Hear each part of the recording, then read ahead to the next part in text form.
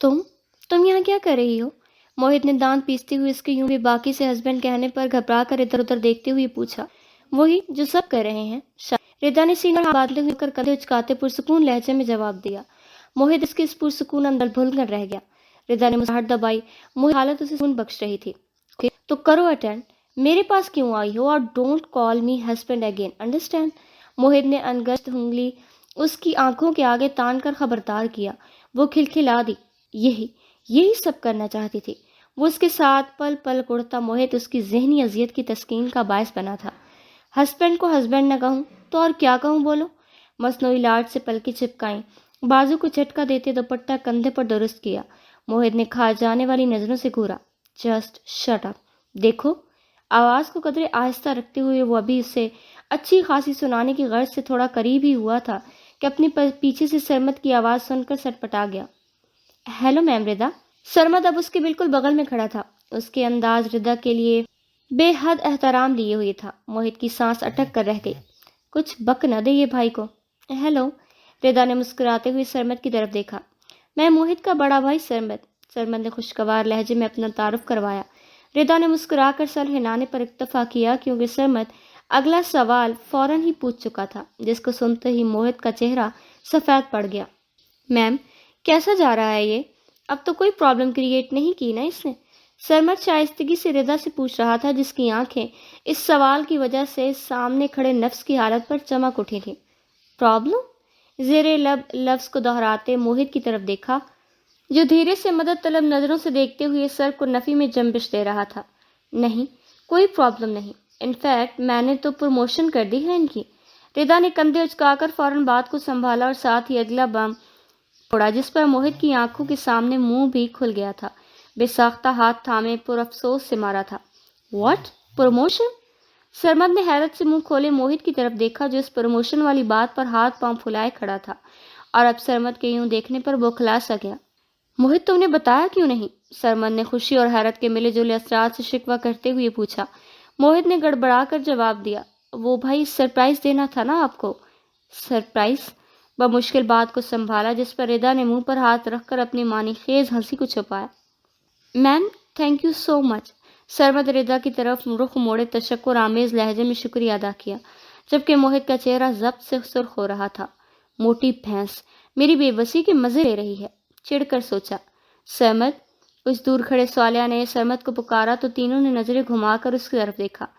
صالحہ شاید سرمد کو کسی کام سے بلا رہی تھی۔ ایکسکیوز می، سرمد نے مؤدبانہ کہتے ہوئے اجازت طلب نظروں سے ردا کی طرف دیکھا اور صالحہ کی طرف بڑھ گیا۔ موہت کی پروموشن کی خبر نے اس کی خوشی کو دوبالا کر دیا۔ تو تم نے ابھی تک ان کو… سرمد کے جاتے ہی ردا نے تمسخرانہ مسکراہٹ کے ساتھ سرمد کی طرف اشارہ کرتے ہوئے سوال کرنا چاہا تو موہت کی غصے سے بات کاٹ دی۔ بتا دوں گا، ڈونٹ وری۔ موہت نے ناک پھلا کر کھا جانے والی نظروں سے گھورا۔ بتا بھی دینا چاہیے، نکاح ویسے بھی چھپا کر نہیں رکھا جا سکتا۔ ردا نے مزے سے بات کو دوسرا رخ دیا، جس پر موہت تنک کر گویا ہوا۔ ایکسکیوز می، کون سا نکاح؟ میں جاب کی بات کر رہا ہوں۔ ردا کو چھوڑ چکا ہوں میں، یہ بتانا ہے بھائی کو۔ موہت نے غصے سے جواب دیا۔ یس، ردا کو چھوڑ کر ردا کو اپنا لیا ہے۔ ردا نے پورے جوش میں چہک رہی تھی۔ موہت کا ضبط ختم ہو رہا تھا، جس کو وہ بمشکل قائم رکھے ہوئے تھا۔ دیکھو، اس دن میں زیادہ بول گیا تھا، اس لیے سوری۔ اب تم بھی ختم کرو یہ سب۔ موہت کا چہرہ ضبط کے عالم میں سرخ تھا تو ناک کے نتنے بھی غصے کی برداشت کرتے ہوئے پھول رہے تھے۔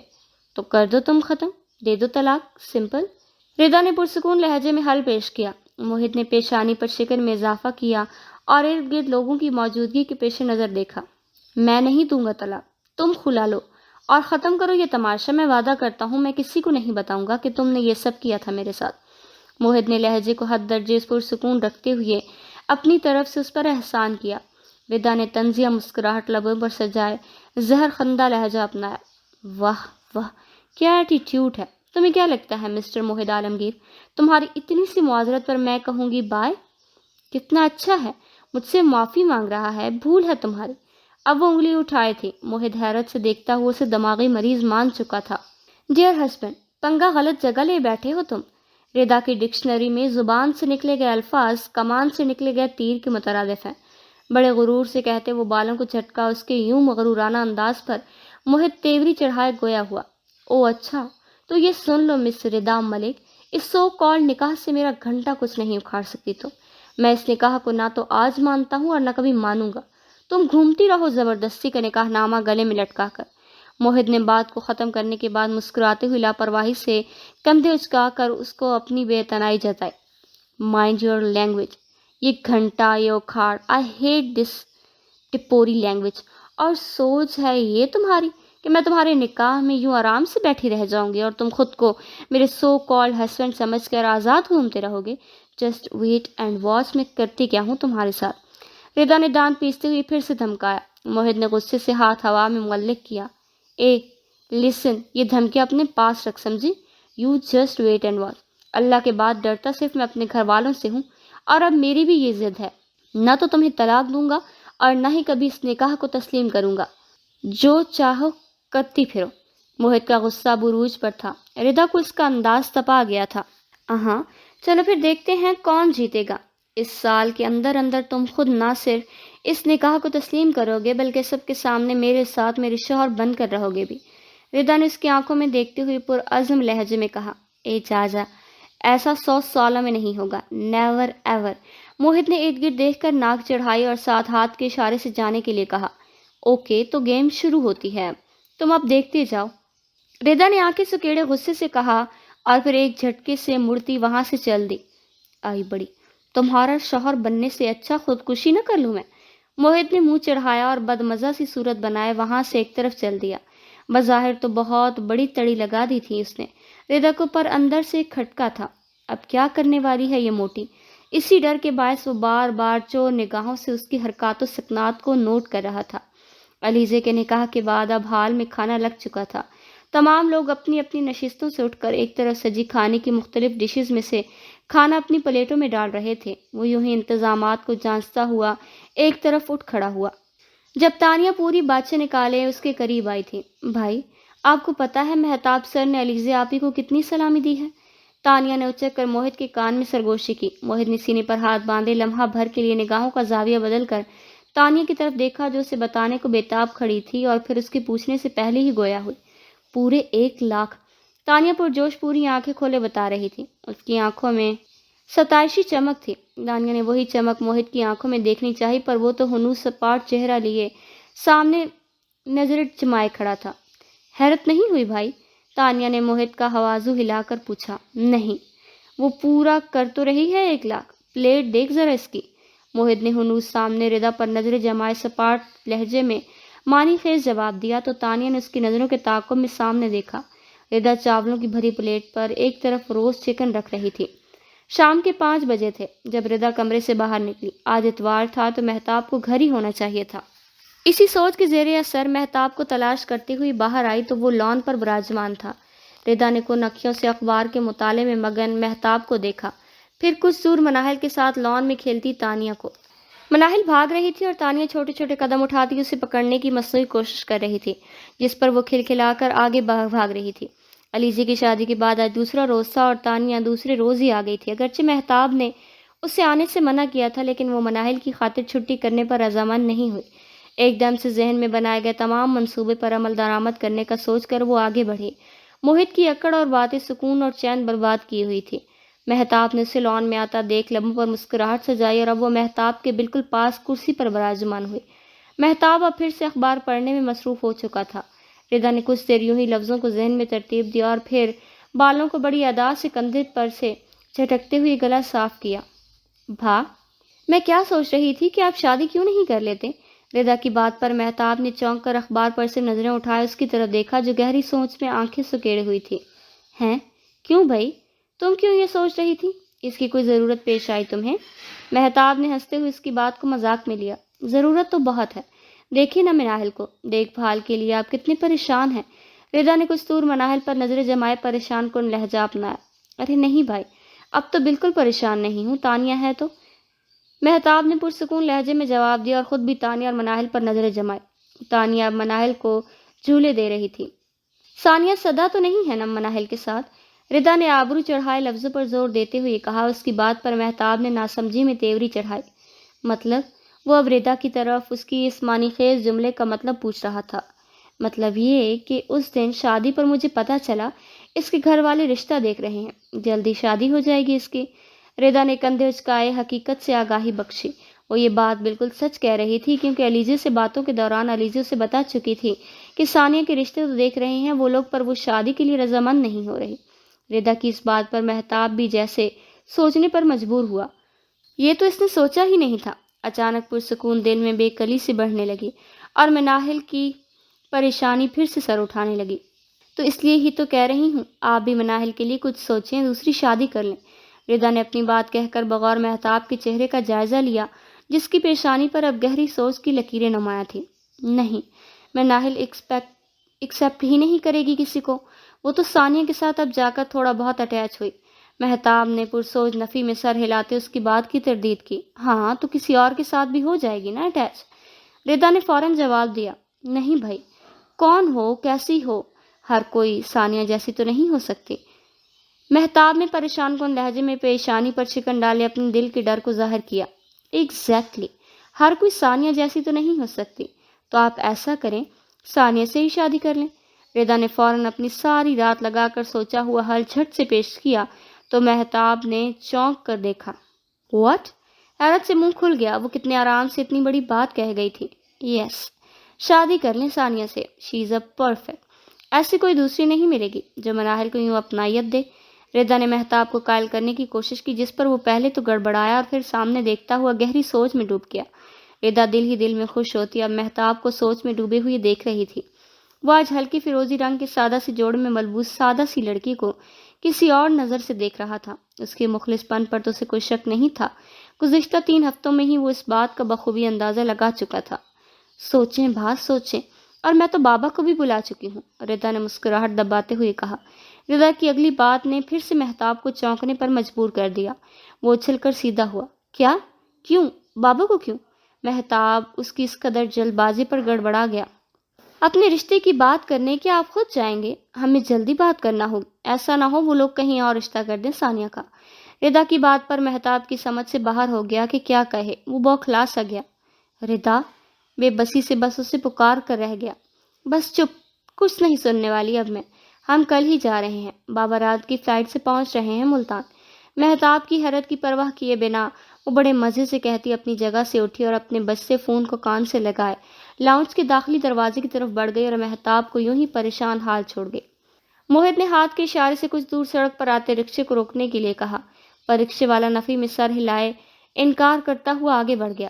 بدتمیز، ایسی قسمت خراب ہے کہ رکشے والے بھی دیکھ کر لے جانے سے انکار کر دیتے ہیں۔ موہت نے دانت پیس کر خود ساختہ سرگوشی کی۔ آج دوسرا دن تھا، اس نے ملتان میں کوئی کمپنی فیکٹری تک نہیں چھوڑی جہاں اپنی سی وی ڈراپ نہ کی ہو۔ 2 دن سے اس کی یہی روٹین تھی۔ وہ صبح کو نکلتا اور پھر شام کو گھر لوٹتا۔ سرمد نے اس سے لمبی چھٹی کے بارے میں باز پرس کی تو اس نے سالانہ چھٹی کا بہانہ گھڑ دیا، پر اب جلد از جلد اسے کوئی اچھی ملازمت تلاش کرنا تھی تاکہ جب گھر والوں کو ردا چھوڑنے کا بتائے تو موجب اس ملازمت کو بنا سکے۔ پر ملازمت، اور وہ بھی اتنی اچھی، ملنے کے آثار بہت کم تھے۔ گھر والے یہی سمجھتے تھے کہ وہ چھٹیوں میں سارا دن اپنے دوستوں کے ساتھ مصروف رہتا ہے، پر وہی جانتا تھا وہ کتنی اذیت میں مبتلا ہے۔ ردا کی طرف سے بھی دھڑکا لگا ہوا تھا کہ وہ اب کیا کرے گی، کیونکہ چپ بیٹھنے والی تو وہ واقعی نہیں لگتی۔ وہ انہی سوچوں میں گم تھا جب اس کے بالکل سامنے پاس آ کر کار رکی۔ موہت نے آنکھیں سکیڑ کر غور کیا اور پھر کار کے اندر پچھلی سیٹ پر بیٹھے نفس کو دیکھ کر کنپٹی کی رگیں تن گئی۔ ردا جو ملک جہاں زیب کو ایئرپورٹ سے لینے نکلی تھی، موہت کو بے حال سا سڑک پر کھڑا دیکھ کر ڈرائیور کو گاڑی اس کے قریب روکنے کا حکم دیا۔ ہیلو، کیا ہوا، ایسے کیوں کھڑے ہو سڑک پر؟ ردا کار کی کھڑکی میں سے سر نکالے اس سے پوچھ رہی تھی۔ وہ جب اسی کے بارے میں سوچ رہا تھا اسے یوں اچانک دیکھ کر حیران ہوا۔ یہ ابھی ملتان میں ہی ہے؟ ماتھا اس کی ابھی تک ملتان میں موجودگی پر ٹھٹکا۔ وہ تو واقعی نہاد دھو کر پیچھے پڑ گئی تھی، موٹی بلا۔ کیوں، سڑکیں بھی کیا ردا کی ملکیت ہیں؟ میری مرضی، جہاں بھی جس وجہ سے بھی کھڑا ہوں، موہت نے جل کر اکھڑے ہوئی لہجے میں جواب دیا تو وہ مزے سے کہا لگا گئی، جناب اب تو تمہاری دھڑکنیں بھی ردا کی ہی ملکیت ہیں، تم سڑکوں کی بات کرتے ہو۔ ردا نے شریر لہجے میں معنی خیز جملہ اچھالا تو وہ تب کیا، بس گھور کر دیکھنے پر اکتفا کیا۔ ڈراپ کر دوں؟ ردا نے آبرو چڑھائے مزے سے پوچھا۔ سنو، ایک کام کرو، جان چھوڑ دو میری، موہت نے غصے سے کہا اور قدم ایک طرف بڑھا دیے۔ جان نہیں چھوٹے گی اب، یقین کرو اپنے شوہر نامدار کو یوں سڑکوں پر خوار ہوتا دیکھ کر دل تڑپ رہا ہے میرا۔ ردا نے مسکراہٹ دبائے شریر سے لہجے میں کہا۔ موہت نے تیوری چڑھائے کچھ دور کھڑے رکشے کو اشارہ کیا۔ اس کی اس بےہودہ بات کا جواب وہ ہرگز نہیں دینا چاہتا تھا۔ رکشہ اب اس کی طرف آ رہا تھا۔ موہت ایک غصیلی نگاہ ردا پر ڈالتا جھٹکے سے رکشے میں بیٹھ گیا۔ بھائی کہاں جانا ہے؟ رکشے والے نے سوال کیا تو وہ جو تپا بیٹھا تھا جلا کٹا جواب دیا۔ جہنم لے چلو بھائی میرے پلیز۔ ہاتھ جوڑے سے چلنے کے لیے کہا۔ بھائی جہنم تک کا پیٹرول نہیں ہے، ایسا کرو اتر جاؤ تم۔ رکشے والا بھی سوا سیر تھا۔ رکشہ روک کر کھڑا ہو گیا۔ موہت نے گہری سانس لی۔ سوری بھیا، کسی اور کا غصہ اتار گیا۔ چلو یہ اگلے چوک تک چلو، آگے بتاتا ہوں، بمشکل لہجے کو قدرے پرسکون رکھتے ہوئے کہا اور سیٹ کی پشت سے سر ٹکا دیا۔ کب جان چھوڑے گی یہ؟ اور یہاں کیوں رکی ہے؟ واپس لاہور کیوں نہیں جا رہی؟ ان گنت سوال ذہن میں سر اٹھا رہے تھے۔ چلیں؟ ثانیہ نے کب سے آتی مہتاب کی آواز پر حیرت سے گھوم کر دیکھا۔ وہ کندھے پر بیگ ڈالے گھر جانے کی غرض سے پورچ میں کھڑی ڈرائیور کا انتظار کر رہی تھی۔ وہ منصور نہیں ہے آج تو میں چھوڑ آتا ہوں آپ کو، مہتاب نے شائستگی سے کہتے اس کی حیرت کو ختم کیا۔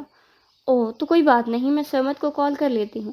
ثانیہ نے جلدی سے نفی میں سر ہلاتے فون نکالنے کی غرض سے بیگ کی زپ کھولی۔ نہیں نہیں، اسے تکلیف مت دے، مہتاب نے ہاتھ کے اشارے سے منع کیا تو ثانیہ نے جھجکتے ہوئی سر اس بات میں ہلا دیا۔ مہتاب نے اس کے لیے گاڑی کی فرنٹ سیٹ کا دروازہ کھولا۔ ثانیہ اسی طرح جھجکتے ہوئی گاڑی کی فرنٹ سیٹ پر بیٹھ جبکہ وہ گھوم کر اب ڈرائیونگ سیٹ پر آ گیا تھا۔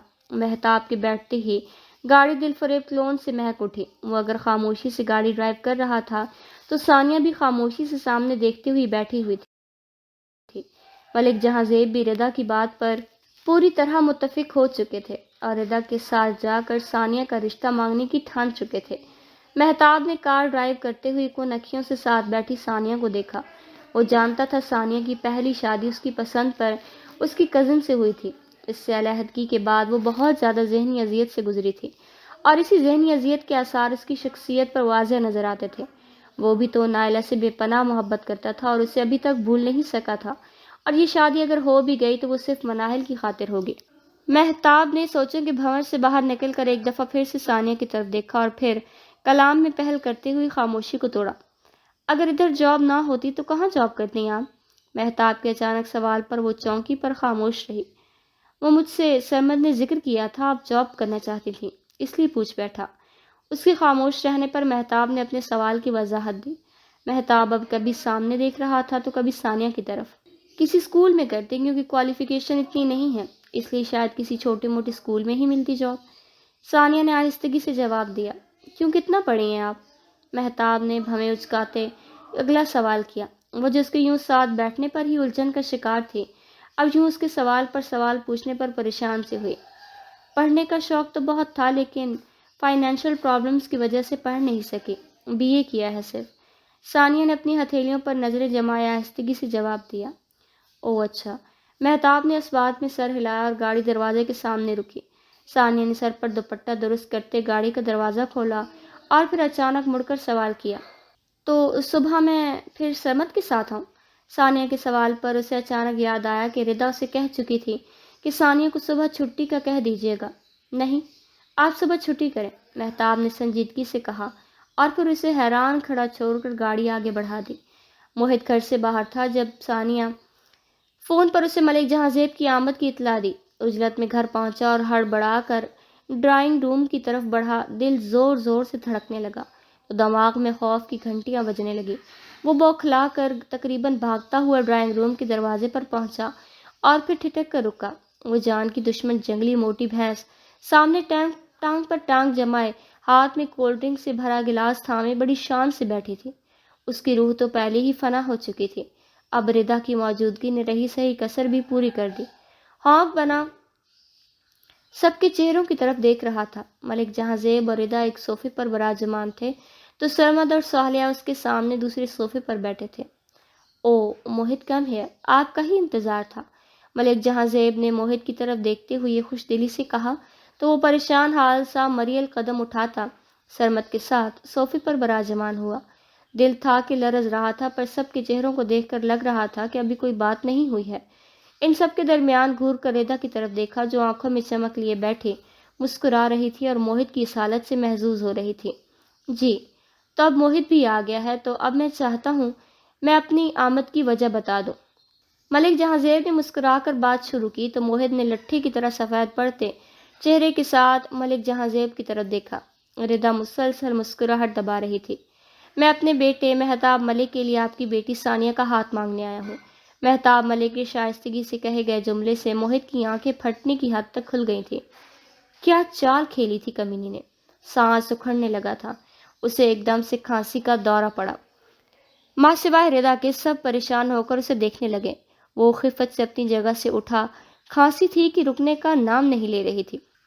کھانستا ہوا سینے پر ہاتھ رکھے اور دوسرے ہاتھ سے معذرت طلب اشارہ کرتا باہر نکل آیا۔ سینے پر زور زور سے ہاتھ مسلا۔ ثانیہ کا رشتہ مہتاب سے مطلب؟ ردا نے تو اس کی کمزوری پہلے پکڑی۔ یہ پی لو، ٹھیک ہو جاؤ گے۔ ردا کی آواز پر آگ بگولا ہو کر اس کی طرف دیکھا۔ وہ کولڈ ڈرنک کا گلاس ہاتھ میں تھامے مصنوعی پلکیں چپکائے اس کا خون تک جلا گئی تھی۔ وہی مغرور انداز، تنی ہوئی گردن۔ یہ سب کیا ہے؟ پوچھ سکتا ہوں میں؟ موہت نے دانت پیستے ہوئے اس کے قریب چہرہ کیا اور آواز کو حد درجہ مدھم رکھتے ہوئے پوچھا۔ خون کھول رہا تھا جو پیشانی کی رگیں تن کر ابھری ہوئی تھیں۔ دماغ اس کے اس وار پر پھٹ رہا تھا۔ یہ کیسی خصومت پال لی تھی اس نے موہت کے ساتھ؟ تمہارے منہ سے یہ سوال اچھا نہیں لگا۔ ایک تم ہی تو پتا ہے کہ یہ سب کیا ہے اور کیوں ہے۔ ردا نے کولڈ ڈرنک کا گھونٹ بھرا اور دھیرے سے خود کو جھلاتے ہوئے جواب دیا۔ ردا کی معنی خیز مسکراہٹ اور آنکھوں میں موجود فاتحانہ چمک چیخ چیخ کر اس کے بدلے کی آگ کا بتا رہی تھی۔ تم بہت غلط کر رہی ہو۔ اس سب میں میری فیملی کو کیوں انوالو کر رہی ہو؟ دشمنی مجھ سے ہے تمہاری تو یہ سب کیوں؟ موہت نے زہر خندہ لہجہ اپنایا۔ ردا نے طمانینت سے پلکوں کو بند کر کے کھولا۔ اس کی یہ طاقت کے نشے میں چور طمانت موہت کے غصے کو ہوا دے رہی تھی۔ عشق اور جنگ میں سب جائز ہے ڈیئر سو کالڈ ہسبینڈ۔ لہجے کی طمانت چہرے کے ساتھ میل کھا رہی تھی۔ اس کے عشق کے لفظ پر موہت نے استہزائیہ آبرو چڑھائے۔ اور یہ جنگ ہے؟ ردا نے بھی اسی انداز میں اس کے ناک کے قریب ناک کی، آنکھوں میں آنکھیں ڈال کر آبرو چڑھائے اسے باور کروایا کہ وہ علیزی کی شادی پر اکڑ دکھا کر اس جنگ کا باقاعدہ آغاز کر چکا ہے۔ یہ شادی ہرگز نہیں ہوگی۔ موہت نے چہرے کا رخ ایک طرف موڑے دو ٹوک کہا تو وہ خفیف سا طنز بھرا قہقہہ لگا کر پیچھے ہوئی۔ وہ نیلے رنگ کی ٹی شرٹ میں ملبوس دن بھر ملازمت کی تلاش میں خجل خوار بے حال سہولیہ لیے کھڑا تھا۔ یہ 4 دن اچھی طرح باور کروا چکے تھے ردا سے اچھی ملازمت ملنا اتنا آسان نہیں تھا۔ اوکے تو روک لو یہ شادی، اگر روک سکتے ہو تو۔ بھویں اور شانے ایک ساتھ اچکا کر گراتی وہ مزے سے موہت کو اپنی طاقت جتا گئی تھی۔ شان سے گردن اکڑاتی پلٹی، ایک دم رکی اور پھر مڑی۔ And listen, I hate royal blue colour, don't wear this again. بڑے وثوق سے کہتی شان سے پلٹی، اس بات سے بے اعتنائی برتتی کہ وہ مٹھیاں بھینچے اس پر جھپٹنے کا اشارہ کیے خود کو بڑی مشکل سے قابو میں لا رہا تھا۔ اس شادی کو روکنا تو تھا ہی اس کو ہر حال میں۔ موہت کمر پر ہاتھ دھرے بے چین سا گہری سوچ میں مبتلا تھا۔ موہت نے صوفوں پر پہلو بدلا اور کنکھیوں سے اپنے ساتھ کمرے میں موجود تینوں نفوس کا بغور جائزہ لیا۔ ملک جہاں زیب اور ردا کے جانے کے بعد وہ لوگ اب ایک ساتھ گول میز کانفرنس سجا کر بیٹھے تھے۔ سامنے صوفے پر دائیں طرف ثالیہ اور بائیں طرف سر جھکائے ثانیہ بیٹھی تھی۔ ایک طرف لگی لکڑی کی کرسی پر سرمد موجود تھا جو مہتاب کے رشتے کی طرفداری میں اب تک بہت کچھ بول چکا تھا۔ موہت جو یہ رشتہ کسی صورت نہ ہونے دینے کی ٹھان چکا تھا، صوفے پر ہی تھوڑا سا آگے ہو کر اور بولا، بھائی مجھے یہ سب ٹھیک نہیں لگ رہا، اچھی طرح سوچ سمجھ کر فیصلہ کرنا چاہیے ہمیں۔ موہت نے تیوری چڑھائی، سرمد کی بے جا طرفداری کی تردید کی تو سرمد نے پیشانی پر بل ڈالے اسے گھور کر دیکھا۔ تم تو چپ بیٹھو یار۔ سرمد نے اسے جھاڑا اور تھوڑا سا آگے ہوتے ہوئے دونوں کوہنیوں کو گھٹنوں پر ٹکائے ثالیہ کی طرف دیکھا۔ سرمد اسے ہر دفعہ بولنے پر چپ کروا رہا تھا۔ موہت نے بے چارگی سے سرمد کی طرف دیکھا۔ بڑا بھائی تھا جس کو باپ کے درجے پر 10 سال پہلے فائز کر چکا تھا، پر اب کوئی نہیں جانتا تھا ماں سوائے اس کے کہ گیم پلانر ثانیہ کو ایک مہرہ بنا رہی ہے اور اس کا مقصد اسے شہمات دینا ہے۔ امی دیکھے، مہتاب کو میں بہت اچھی طرح جانتا ہوں، وہ انتہائی سلجھا ہوا انسان ہے، ثانیہ کو بے حد خوش رکھے گا، مجھے تو اس رشتے میں کہیں کوئی برائی نظر نہیں آ رہی۔ سرمد نے شائستگی سے سمجھاتے ہوئے پھر سے مہتاب کی طرفداری کی۔ وہ دل سے اس رشتے کے لیے رضامند تھا۔ بھائی وہ بہت اونچے لوگ ہیں، ان کے احسانوں کے نیچے اتنا دبنا ٹھیک نہیں ہے۔ امی مت کریں یہاں رشتہ، ثانیابی کے لیے رشتوں کی کمی تھوڑی ہے۔ موہت نے ہنوز پیشانی پر شکن سجائے پہلے سرمد کو سمجھانے کی کوشش کی، پھر چہرہ گھما کر ثالیہ کی طرف رخ کیا۔ موہت، بات جہاں رشتوں میں کمی یا احسانوں کی نہیں ہو رہی، بات جہاں اچھے انسان کی ہو رہی ہے جس کے ساتھ ثانیہ اپنی پوری زندگی سکون سے گزار سکتی ہے، اور مہتاب ایسا انسان ہے۔ سرمد نے اب کی بار لہجے میں سختی پیدا کرتے ہوئے موہت کی نفی کی۔ بھائی لیکن موہت نے پھر سے بات شروع کی تو ثالیہ نے ہاتھ ہوا میں معلق کرتے ہوئے اس سے بات کرنے سے روک دیا۔ چپ کرو تم دونوں، ثانیہ کی زندگی ہے، وہ خود فیصلہ کرے گی۔ تم دونوں جاؤ کمرے سے، مجھے بات کرنی ہے اس سے۔ ثالیہ نے دونوں کو سختی سے باہر جانے کا حکم دیا اور پھر غور سے سر جھکائے خاموشی کا لبادہ اوڑھے بیٹھی ثانیہ کی طرف دیکھا۔ پہلے سرمد گہری سانس خارج کرتا سر اس بات میں ہلا کر باہر نکلا، پھر موہت بھی سرمد کے پیچھے کمرے سے باہر نکل گیا۔ کچھ پل کی گہری خاموشی کے بعد ثالیہ کی آواز کمرے کی خاموشی میں خلل پیدا کرتے ہوئے ابھری۔ ثانیہ بیٹا، میری زندگی کتنی ہے معلوم نہیں مجھے، تمہارے بھائی بہت اچھے ہیں، پر ان کی آنے والی بیویاں کیسی ہوں گی یہ نہ تم جانتی ہو اور نہ میں۔ وہ ملائم سے لہجے میں بولتے ہوئے محبت سے ثانیہ کو دیکھ رہی تھی، جو اب اپنی ہتھیلیوں کو کھولے ان پر نظریں جمائے بیٹھی تھی۔ دیکھو بیٹا، تم اپنے گھر کی ہو جاؤ گی وقت پر تو اچھا ہوگا، کیونکہ ہر گزرتا دن تمہیں یہ احساس دلائے گا کہ یہ گھر تمہارا نہیں ہے۔ میری یہ بات تمہیں تکلیف دے گی مگر یہ حقیقت ہے، یہ گھر تمہارا نہیں ہے۔ ثالیہ کی آواز میں ہلکی سی لغزش ان کی ممتا کی گواہ تھی۔ نہ تو تم اس شخص کے بارے میں جانتی تھی جس سے تم نے محبت کی، پھر شادی کی، اور نہ اس کے بارے میں جانتی ہوں۔ ثالیہ بیگم نے سپاٹ لہجے میں ذکر کیا تو اس کی دکھتی رگ کی طرف رخ دیا تو ثانیہ جو تب سے ساکن سی بیٹھی تھی تڑپ کر آنکھیں میچ گئی۔ آنسو جو شاید آنکھوں میں تب سے اٹکے ہوئے تھے پلکوں سے نچڑ کر گالوں پر لڑک گئے۔ ہم کسی انسان کے دل میں گھس کر اس کے دل کا حال نہیں جان سکتے، ہاں خود اپنے دلوں کا حال خوب جانتے ہیں، بس ہر رشتے کو دل سے نبھانے کی کوشش کرتے رہے تو سب آسان ہو جاتا ہے۔ ثالیہ نے اس کے آنسوؤں کو دیکھا اور تڑپ کر اپنی ممتا کو تھپک دیا جو بے ساختہ اسے گلے لگانا چاہ رہی تھی، پر اس لمحے اسے اپنی محبت کا احساس دلانا ٹھیک نہیں تھا۔ تمہارے فیصلے کی منتظر ہوں، آہستگی سے کہتی وہ گھٹنوں پر ہاتھ دھرے اٹھیں اور اسے یوں ہی مجسم حالت میں چھوڑ کر باہر نکل گئی۔ لڑکی ثانیہ کے چہرے پر جھکی نرم سے برش کے ذریعے اس کے گالوں پر ہلکے ہلکے سٹروک لگا رہی تھی۔ اس کے گال سفید سے گلابی رنگت میں تبدیل ہو رہے تھے۔ آنکھوں کی ساکن پتلیوں کو سامنے مرکوز کیے وہ اس وقت کسی دکان میں سجے مجسمے کی مانت لگ رہی تھی، جسے دکاندار نے کوئی بیش قیمت لباس زیب تن کروا کر اسے شو پیس کی طرح سجا دیا ہو۔ بعض اوقات زندگی میں نہ چاہتے ہوئے بھی ایسے موڑ آ جاتے ہیں کہ باقی سارے راستے قفل زدہ دکھائی دیتے ہیں۔ لڑکی اس کے سر پر سرخ رنگ کا بھاری بھرکم دوپٹہ سیٹ کر رہی تھی، وہ دلہن کے روپ میں سج چکی تھی۔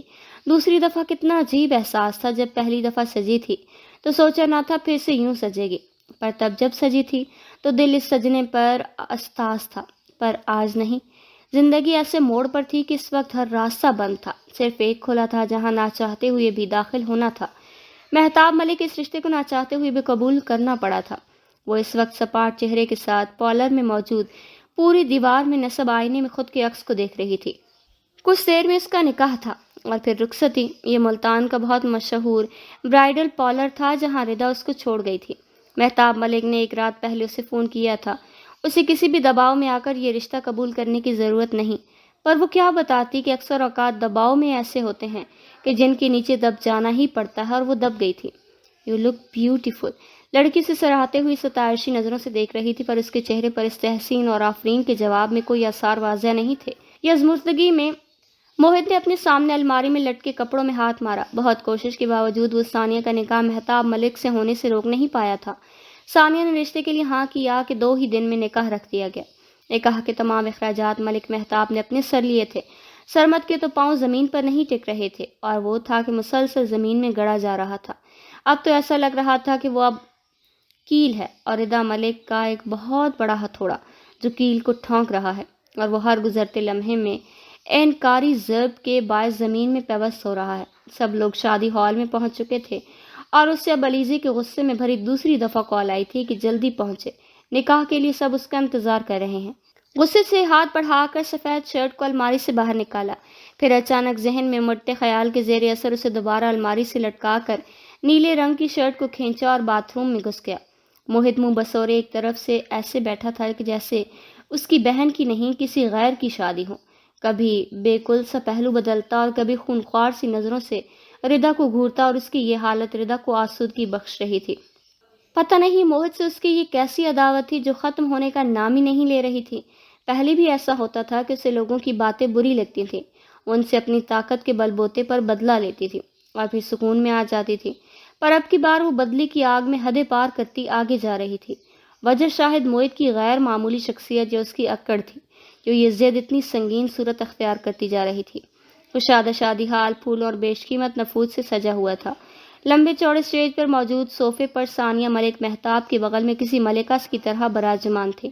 تابندہ بیگم نے سپاٹ چہرے کے ساتھ اسٹیج پر ملک جہاں زیب کے ساتھ بیٹھی ثانیہ کو دیکھا اور پھر اپنے پاس کھڑی ردا کے قریب ہوئی، جو کچھ دور بیٹھے موہت کی حالت دیکھ رہی تھی۔ ایک وجہ کی مانند گہرے نیلے رنگ کی میکسی میں ملبوس گردن میں فتح کا سریا گھسائے کھڑی تھی۔ تابندہ بیگم ردا کے بہت اصرار پر بے دلی سے ملتان آئی تھیں اور وہ مہتاب سے ناراض سی، پر اس دفعہ ردا کی عجیب سی ضد کے آگے گھٹنے ٹیکنے پر مجبور ہو گئی۔ ملک جہاں زیب تو شروع سے ہی مہتاب کے ساتھ تھے، اس لیے وہ پوری دل جمی سے ردا کے فیصلے پر راضی ہو گئے۔